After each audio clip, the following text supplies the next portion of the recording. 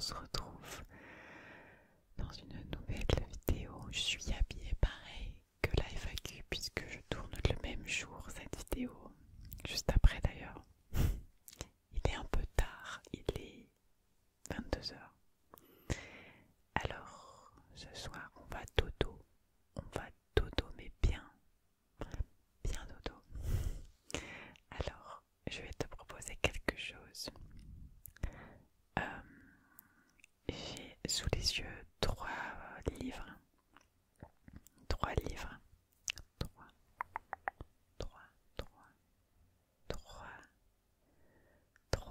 Livres. Et je vais te lire le premier chapitre de chacun des livres. Donc pas la première page, mais le premier chapitre. À la fin de la lecture des 3 chapitres, tu me diras en commentaire si tu es encore là avec nous présents et que tu as écouté. Tu me diras lequel te donne le plus envie de lire la suite, de lire le livre. Et ensuite, je te montrerai les 3 livres pour te montrer la couverture et du coup te rendre compte duquel tu aurais choisi. D'accord? T'as compris? Ok. Donc j'ai fait exprès de prendre des livres où le premier chapitre n'était pas trop long. Donc on va commencer. Je sais pas par lequel je vais commencer, mais tu t'en fous parce que toi tu vois pas. Alors je vais commencer par celui-là, je pense. Alors je vais te lire ce premier chapitre.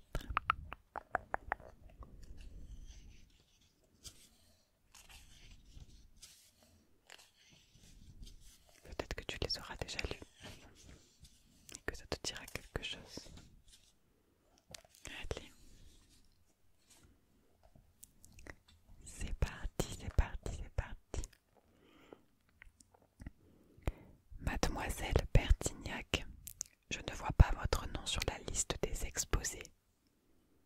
De loin, Monsieur Marin m'observe, le sourcil levé, les mains posées sur son bureau. C'était compté sans son radar longue portée. J'espérais le sursis, c'est le flagrant délit. 25 paires d'yeux tournés vers moi attendent ma réponse. Le cerveau pris en faute. Axel Vernou et Léa Germain pouffent en silence derrière leurs mains. Une dizaine de bracelets teintent de plaisir à leurs poignets. Si je pouvais m'enfoncer 100 kilomètres sous terre, du côté de la lithosphère, ça m'arrangerait un peu. J'ai horreur des exposés, j'ai horreur de prendre la parole devant la classe. Une faille sismique s'est ouverte sous mes pieds, mais rien ne bouge, rien ne s'effondre. Je préférerais m'évanouir là tout de suite foudroyée, je tomberais raide. De ma petite hauteur, les converses en éventail, les bras en croix.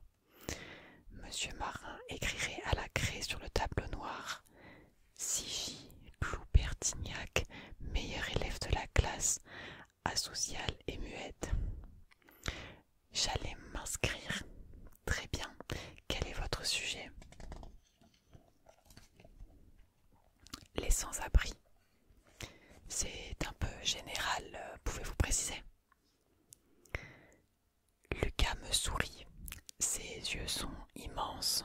Je pourrais me noyer à l'intérieur, disparaître ou laisser le silence engloutir Monsieur Marin et toute la classe avec lui. Je pourrais prendre mon sac Ispac et sortir sans un mot, comme Lucas sait le faire. Je pourrais m'excuser et avouer que je n'ai pas la moindre idée. J'ai dit ça au hasard. Je vais y réfléchir et puis j'irai voir Monsieur Marin à la fin du cours pour lui expliquer que je ne peux pas. Un exposé devant toute la classe, c'est tout simplement au-dessus de mes forces. Je suis désolée, je fournirai un certificat médical s'il le faut. Inaptitude pathologique aux exposés en tout genre. Avec le tampon et tout, je serai dispensée. Mais Lucas me regarde et je vois bien qu'il attend que je m'en sorte. Il est avec moi. Il se dit qu'une fille dans mon genre ne peut pas se ridiculiser devant 30 élèves. Son poing est serré un peu plus. Il le prend tiré au-dessus de lui, comme les supporters de foot encouragent les joueurs. Mais soudain, le silence pèse, on se croit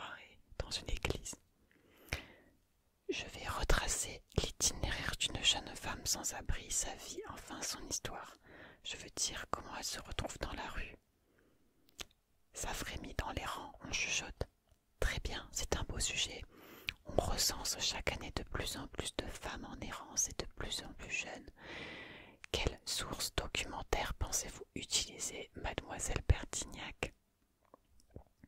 Je n'ai rien à perdre, ou tellement que ça ne se compte pas sur les doigts d'une main. Ni même de 10, ça révèle de l'infiniment grand. Le témoignage, je vais interviewer une jeune femme SDF, je l'ai rencontrée hier, elle a accepté. Silence recueilli. Sur sa feuille rose, Monsieur Marin note mon nom, le sujet de mon exposé. Je vous inscris pour le 10 décembre, ça vous laisse le temps de faire des recherches complémentaires. Il rappelle quelques consignes générales, pas plus d'une heure, un éclairage socio-économique, des exemples. Sa voix se perd, le poing de Lucas est desserré. J'ai des ailes transparentes, je vole au-dessus des tables. Je ferme les yeux, je suis une minuscule poussière, une particule invisible. Je suis légère comme un soupir. La sonnerie retentit. Monsieur Marin nous autorise à sortir. Je range mes affaires, j'enfile ma veste. Il m'interpelle. Mademoiselle Bertignac, j'aimerais vous dire 2 mots. C'est mort pour la récréation. Il m'a déjà fait le coup. 2 mots dans sa numération personnelle, ça se compte en milliers. Les autres traînent pour sortir, ils aimeraient bien savoir. En attendant, je regarde mes pieds. Mon lacet est défait comme d'habitude. Tout vient qu'avec un QI de 160, je ne suis pas foutu de faire un lacet. Vous ferez attention à vous avec votre histoire d'interview. N'allez pas faire de mauvaises rencontres. Vous devriez peut-être vous faire accompagner par votre mère ou votre père. Ne vous inquiétez pas, tout est organisé. Ma mère ne sort plus de chez moi depuis des années et mon père pleure en cachette dans la salle de bain. Voilà ce que j'aurais dû lui dire. D'un trait définitif, Monsieur Marin m'aurait rayé de la liste. Et voilà pour le premier livre et le premier chapitre. Je te laisse un petit peu digérer l'histoire, l'intégrer. Le style d'écriture est assez original.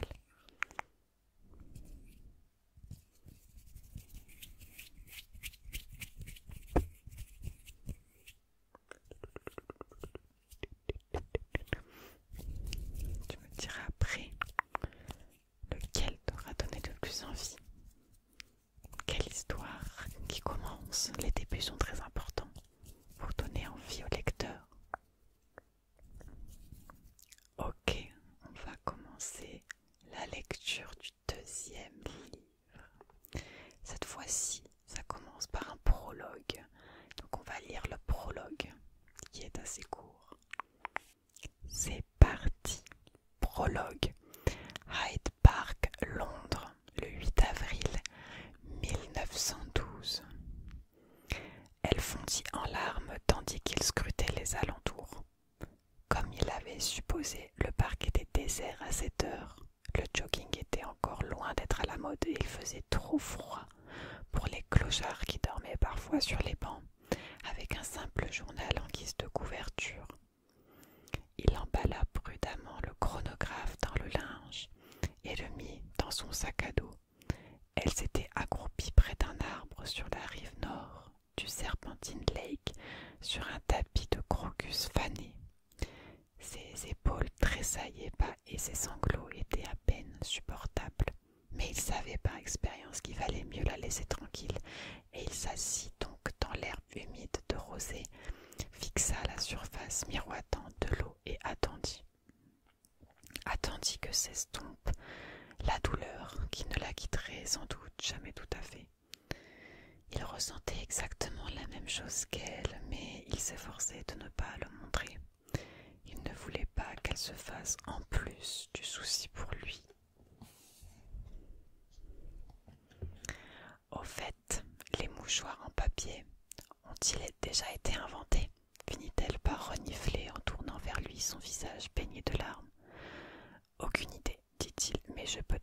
proposait un authentique mouchoir en tissu monogrammé. GM, tu n'aurais pas piqué ça à Grace par hasard? Je l'ai reçu de sa main. Tu peux te moucher dedans à ta guise, princesse.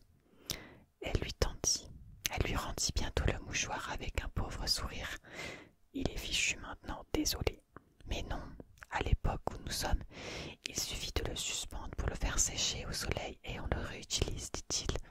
Le principal, c'est que tu ne pleures plus. Les larmes lui revinrent aussitôt. Nous n'aurions pas dû la laisser tomber. Elle a besoin de nous. Nous ne savons même pas si notre bluff fonctionne et nous n'avons aucune chance de le savoir un jour. Ce qu'elle venait de dire lui porta un coup au cœur. En étant mort, nous lui aurions encore moins servi. Si seulement nous avions pu nous cacher avec elle, quelque part à l'étranger, sous une fausse identité, jusqu'à ce qu'elle ait enfin l'âge de... Il s'interrompit en secouant violemment la tête. Il nous aurait retrouvés n'importe où. Nous en avons déjà parlé plus de 100 fois. Nous ne l'avons pas laissé tomber. Nous avons fait la seule chose à faire. Nous lui avons donné la possibilité de vivre en sécurité, du moins pour les 16 années à venir. Elle se tut un moment. Quelque part au loin, un cheval hennit et des voix se firent entendre depuis la West Carriage Drive, alors que la nuit était déjà presque tombée. Tu as raison, finit-elle par concéder. C'est seulement douloureux de savoir qu'on ne la reverra plus jamais, ajoute-t-elle en se passant la main sur ses yeux pleins de larmes. Au moins, on ne va pas s'ennuyer. Tôt ou tard, ils finiront bien par nous débusquer et ils nous colleront les veilleurs sur le dos. Il ne voudra jamais renoncer au chronographe ni à ses plans. Il sourit en voyant ses yeux s'éclairer à la pensée de l'aventure et il comprit que la crise de larmes était terminée. Nous avons peut-être été plus malins que lui, ou alors cet autre truc ne fonctionne pas, du coup il est bloqué. Oui, ce serait chouette, mais si c'est le cas, nous sommes les seuls à pouvoir déjouer ses plans. Rien que pour ça, nous avons fait le bon choix, dit-il en se levant et en tapotant sur son jean pour l'épousseter. Allez, viens, cette saleté d'herbe est mouillée et tu dois encore te ménager. Elle se laissa relever et embrasser. Et maintenant, qu'est-ce qu'on fait? On cherche un endroit où cacher le chronographe, dit-elle en jetant un regard hésitant vers le pont qui séparait Hyde Park des Kensington Gardens. Oui, mais d'abord, on va vider les coffres des veilleurs et s'approvisionner en argent. Après, on pourrait prendre le train pour Southampton. Le Titanic doit appareiller pour son premier voyage mercredi. Ah bon? C'est ce que tu appelles me ménager, dit-elle en riant. Mais je te suis. Tout à sa joie de l'entendre enfin rire, il l'embrassa de nouveau. En fait, je pensais, tu sais, qu'au large, les capitaines sont autorisés à célébrer des mariages, n'est-ce pas, princesse? Tu veux m'épouser? Sur le Titanic? Tu es fou! Ce serait terriblement romantique, non? Oui, à part cette histoire d'iceberg. Elle posa la tête sur sa poitrine et s'enfouit le visage dans sa veste avant de lui murmurer « Je t'aime tellement. Veux-tu être ma femme ?» Oui, dit-elle sans relever la tête, mais à condition de quitter le bord au plus tard à Kingstown. Prête pour la nouvelle aventure, princesse? Prête si tu es prêt, dit-elle doucement.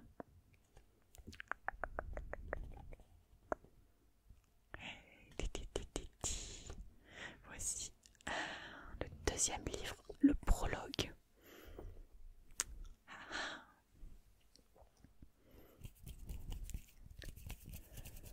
Un peu plus mystérieux. En 1912, un peu plus mystérieux cette première lecture du prologue.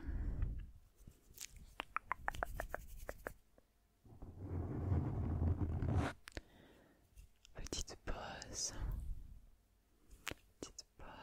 intègre les informations, tu intègres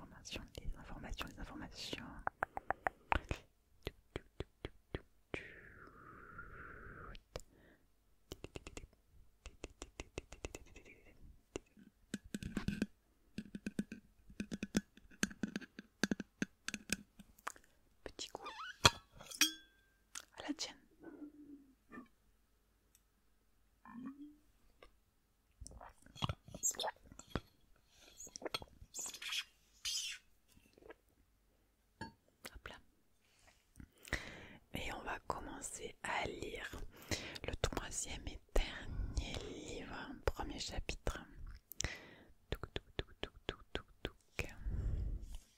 Je crois qu'il est un peu plus long celui-là.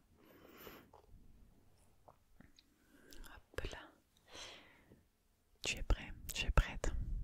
C'est parti, c'est parti, c'est parti, c'est parti. Nous étions plus nombreux autrefois, j'en suis certain.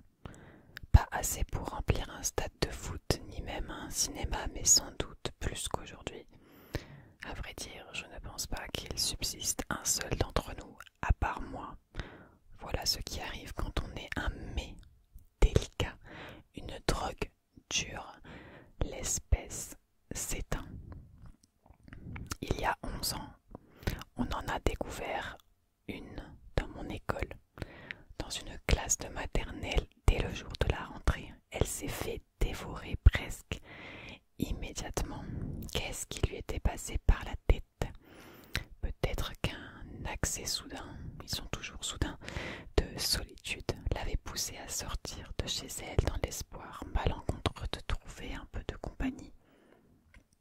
L'institutrice les avait envoyés faire la sieste et seule la petite était restée clouée au sol à étreindre son ours en peluche tandis que tous ses camarades avaient bondi, les pieds en avant vers le plafond. Dès lors, c'en était fini pour elle. Fini. Elle aurait aussi bien fait de retirer ses fausses canines et de s'allonger par terre en attendant l'inévitable festin. Les autres la contemplaient d'en haut, les yeux écarquillés. Tiens, tiens, quelle bonne surprise! On m'a dit qu'elle s'était mise à pleurer, à brailler de toutes ses forces, que la maîtresse avait été la première à se ruer sur elle. C'est pourquoi il ne faut rejoindre l'école qu'après la maternelle, lorsque les siestes ne sont plus imposées, même si l'on peut toujours se faire prendre par surprise. Une fois, mon prof de natation était tellement furieux après des performances léthargiques de notre équipe lors d'une rencontre interscolaire qui nous avait tous envoyés dormir dans les vestiaires. Bien sûr, il avait fait ça pour le principe, mais ce principe avait failli me perdre. À propos, nagez pas encore, mais évitez tout autre sport dans la mesure du possible. Un rien de sueur peut signifier votre arrêt de mort. La sueur, c'est ce qui arrive quand on a chaud. Des gouttes d'eau se mettent à perler comme de la bave de bébé. Je sais, c'est dégueu. Tous les autres restent frais, propres, secs. Moi, un vrai robinet qui fuit. Alors laissez tomber le cross-country, laissez tomber le tennis, laissez même tomber les compétitions d'échecs. La natation, ça va, car l'eau cache la sueur. Ça fait partie des règles. Il y en a plein d'autres que mon père m'a inculquées depuis le jour de ma naissance. Ne jamais sourire, rire ou ricaner, ne jamais pleurer, ni même avoir les larmes aux yeux. Conserver en permanence un air terne et stoïque. Les seules émotions qu'on voit parfois sur les visages sont la soif d'omiférer et le désir amoureux, et il va de soi que ça ne risque pas de m'arriver. Surtout ne jamais oublier de s'enduire le corps d'une bonne couche d'un onguent avant de sortir en pleine journée, parce que dans un monde comme le nôtre, il n'est pas évident d'expliquer un coup de soleil, voire un teint un peu hâlé. Plein d'autres règles, donc de quoi remplir un carnet entier, même s'il ne m'est jamais venu à l'esprit de les consigner. Se faire choper avec un règlement serait tout aussi accablant qu'un coup de soleil. Et puis, mon père me les rappelait tous les jours.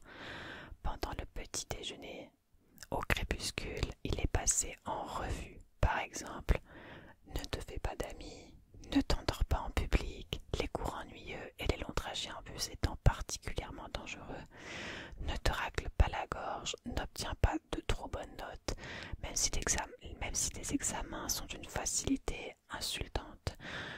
soigne pas trop ton apparence, même si les filles se jettent à tes pieds, ne succombe jamais à la tentation.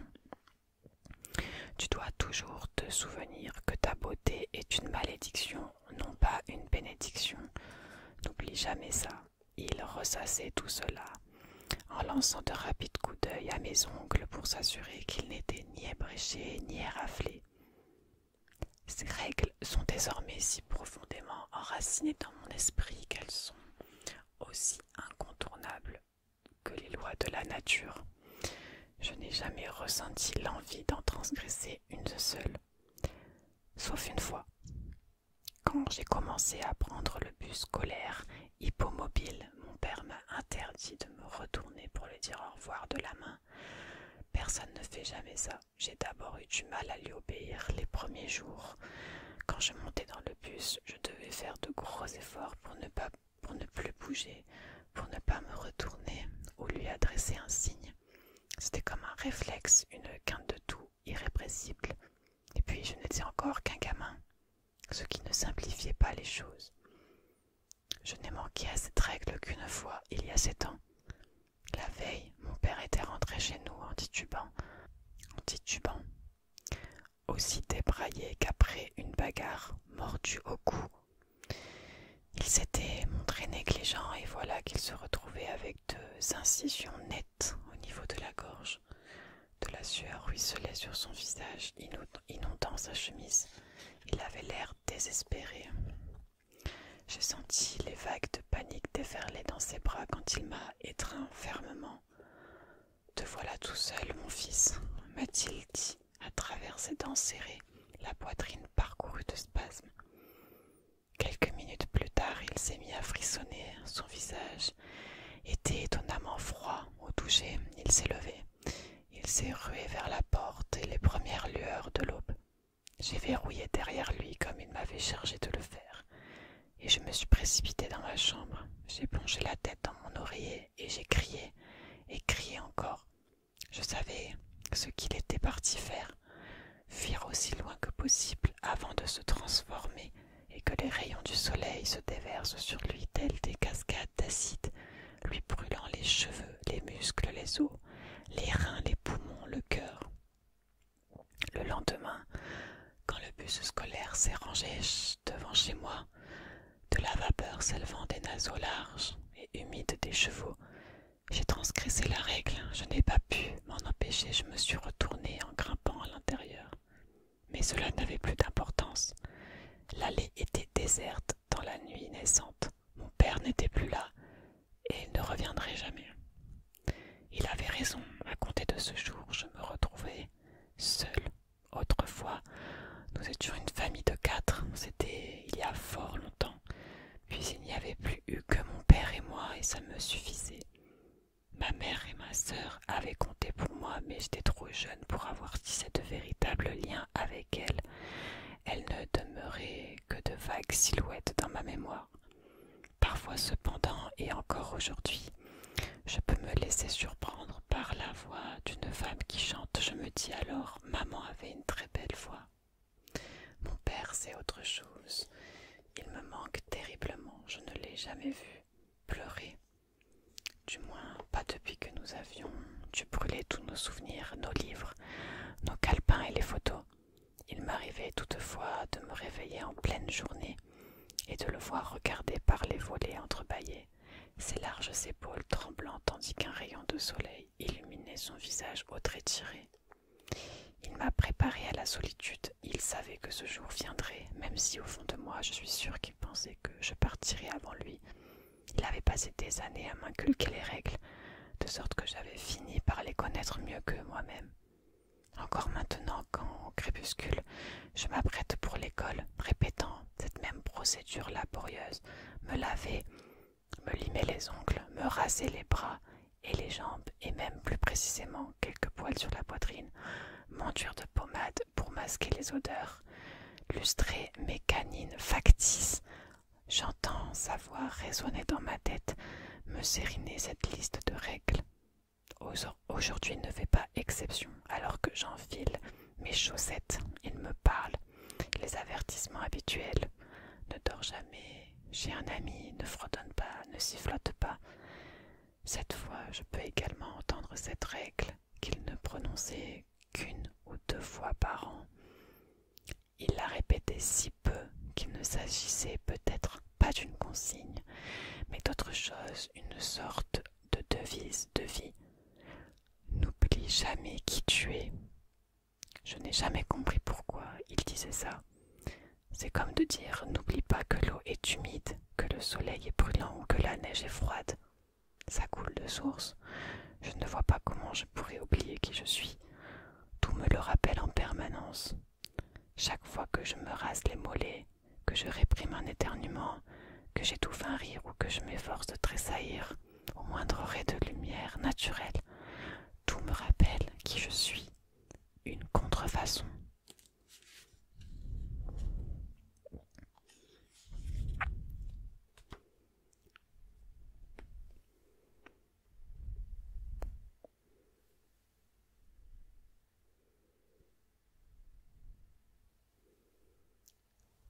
Voilà, on a fini la lecture du 3e livre, 1er chapitre. Alors maintenant, je suis très intéressée de savoir laquelle des histoires, vu que tu connais très très peu de choses par la lecture de ces 3 premiers chapitres ou prologues, je suis très curieuse de savoir laquelle des histoires t'intéresse le plus. La 1, avec Mademoiselle Bertignac. La 2, en 1912. Ou la 3.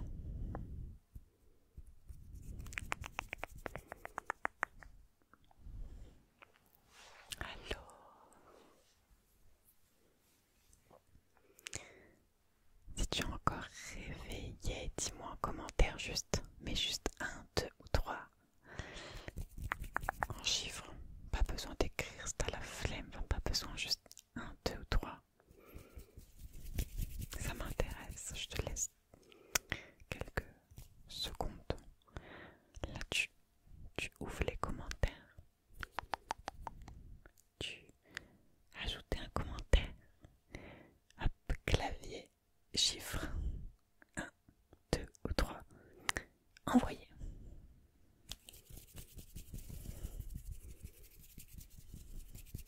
Si tu es indécis ou indécise, tu peux me mettre 1 ou 2 ou 3 ou 1 ou 3.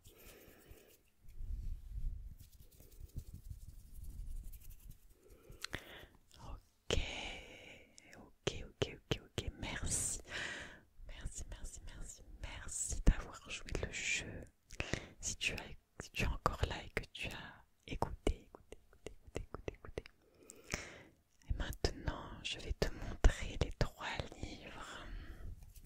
Je vais te montrer les 3 livres. Et tu me diras après si, au vu des 3 couvertures, tu aurais choisi ce livre ou pas, et si ça correspond au choix que tu as fait et que tu viens de faire. Allez, tu vas comprendre. Alors, si tu as choisi le numéro 1, le premier chapitre que j'ai lu du premier livre, c'était le livre intitulé No et moi de Delphine de Vigan.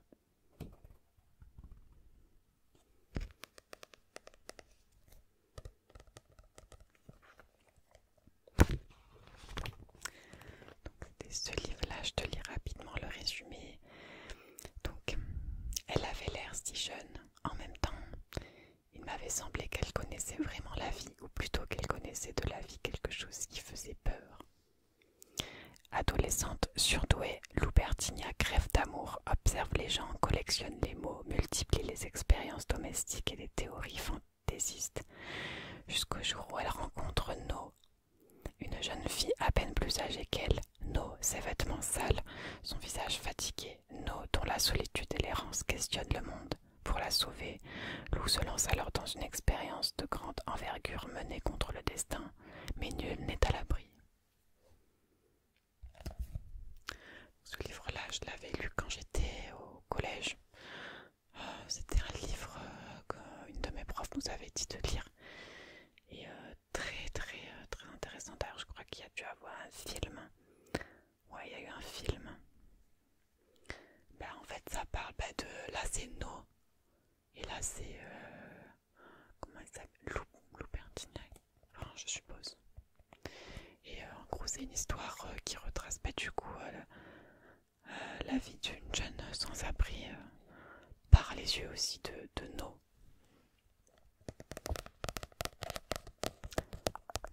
Voilà, très de mémoire, très beau livre. Ils en ont fait un film. Puis Delphine de Vigan, c'est quand même quelqu'un de, je crois, de connu, quoi.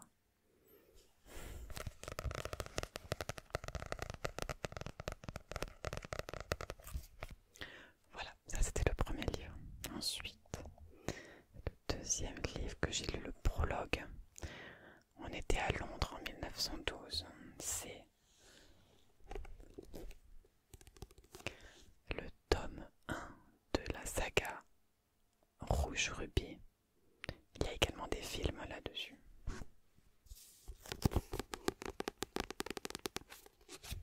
Bon, là c'est l'affiche du film. J'ai un peu horreur de ça, mais c'est pas grave. Donc là c'est l'actrice dans le film et le gars dans le film. Donc le résumé, c'est en plus c'est une auteure allemande. Alors, Gwendoline est une ado comme les autres. Bon, d'accord, il lui arrive de voir des fantômes dans les couloirs de son lycée.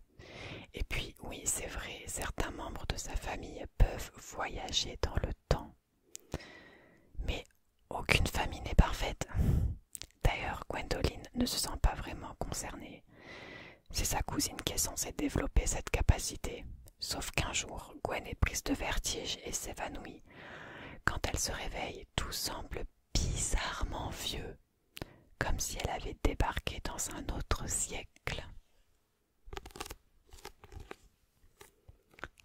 Donc là, on est un peu dans un livre de jeunesse. Il y a les films. Là, il y a les 3 tomes que j'ai dans la bibliothèque. Donc le premier, il s'appelle Rouge Rubis. Le deuxième, il s'appelle Bleu Saphir. Et le troisième, il s'appelle Vert Émeraude. Et c'est une histoire très bien construite. Les films sont bien. Je sais plus. Je crois qu'ils ont. Je suis pas certaine qu'ils ont fait tous les films. Je crois qu'ils en ont fait au moins 2. Je me rappelle plus. Mais c'est vraiment très bien fait. J'ai bien aimé. Bon, ça parle, comme tu l'as compris, de voyage dans le temps. Et du coup, au début, c'est le prologue. Et du coup, on se doute un peu de qui étaient les 2 personnages dans le prologue.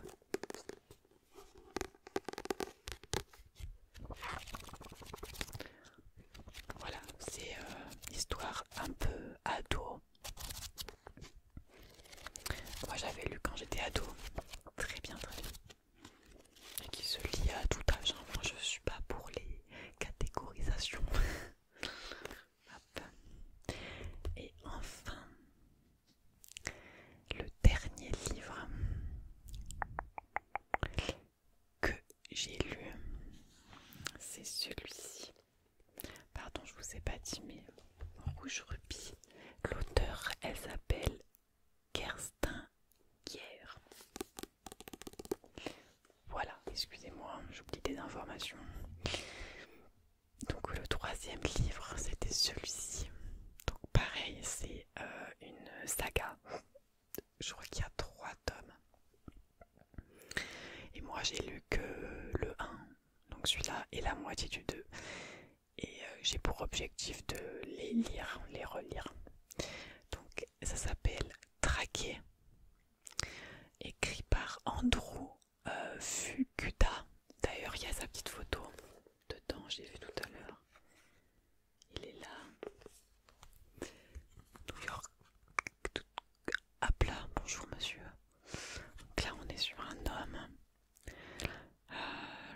C'est souvent les sagas que je lis ont souvent été écrites par des femmes. Il y a beaucoup de femmes, mais là c'est un homme. C'est bien de suivre aussi les histoires d'un autre point de vue. Donc là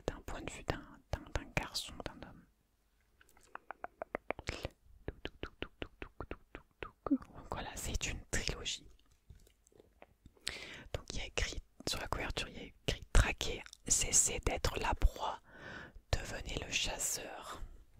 Alors c'est vrai que le premier chapitre ne montre pas cet aspect-là.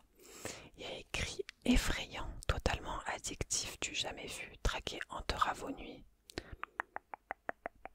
Alors, moi j'avais commencé ça quand j'étais pareil au lycée et je crois que ça m'avait fait un peu flipper un moment et c'était un peu bizarre et du coup j'avais pas fini le tome 2. Donc maintenant que ça va, maintenant ça va, je pense que c'est prévu que je les relise. Donc ça m'a fait plaisir de lire le premier chapitre avec vous. Donc je vous lis le résumé. Alors, Jenny est l'un des derniers humains sur Terre. Donc là on comprend mieux le premier chapitre. Son seul moyen de survie, se fondre parmi ceux qui n'hésiteraient pas à le tuer s'ils découvraient sa véritable nature. Chaque décennie, le gouvernement organise un jeu où une poignée de privilégiés peuvent pister et dévorer les rares humains retenus en captivité. Sélectionnée pour traquer les siens, Jenny ne peut se permettre le moindre faux pas, d'autant qu'une mystérieuse fille éveille en lui des sentiments qui pourraient le trahir. Il y a écrit une question: quel est le prix de votre humanité? Donc voilà, ça c'est clairement, on comprend que les humains sont une espèce menacée, limite éteinte, et qui vivent parmi des autres créatures qui ressemblent à des humains mais qui ne sont pas des humains. Et donc comme on a vu des fausses canines, donc des sortes de vampires qui craignent le soleil, qui ne doivent pas prendre de coups de soleil, qui ne transpirent pas. Donc là, le garçon, donc Jenny, est un humain qui doit se cacher, faire attention à plein de choses comme on a vu dans le premier chapitre. Et il va participer à le jeu qui est organisé tous les 10 ans pour traquer les derniers humains, sachant que lui est un humain. Donc voilà, je me rappelle un peu du tome 1 et ouais, c'est quand même un peu flippant. Enfin, quand je me rappelle, quand j'étais ado, j'ai trouvé ça un peu bien flippant quand même. Donc voilà. Donc maintenant, j'aimerais que tu me dises honnêtement, de manière honnête, entre nous quoi, est-ce que parmi ces 3 livres, donc tu sais, tu as le 1, 2 et 3, est-ce que parmi ces 3, lequel tu aurais choisi juste par la couverture?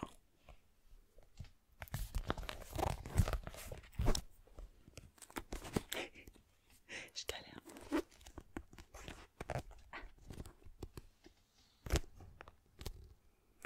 Le 1, le 2, le 3.